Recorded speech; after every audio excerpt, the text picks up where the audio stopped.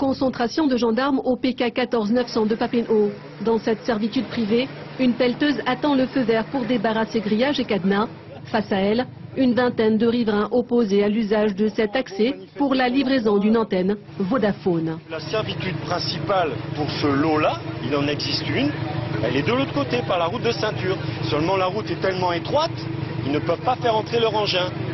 Alors ils ont décidé de piétiner les plates-bandes des voisins. Je suis plus que coléreux là.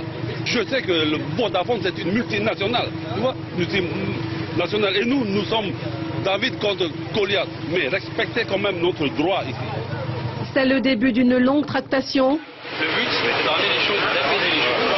Un chassé-croisé entre opposants et favorables au projet qui campent sur leur position. Chacun attendant une décision de justice, le capitaine Hulot tient le rôle de médiateur. Aujourd'hui, le problème, ce sont les nouvelles personnes qui sont installées ici. Ma famille elle-même, elle ne vient pas s'opposer.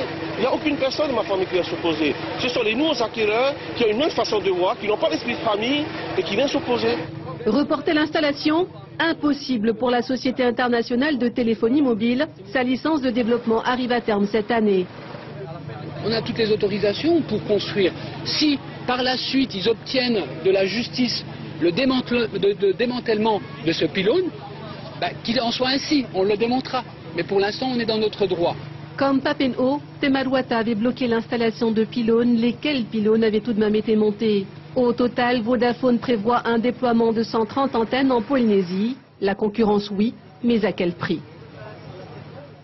Et le blocage a finalement été levé dans le calme cet après-midi. L'antenne de 25 mètres de Vodafone est en cours d'installation.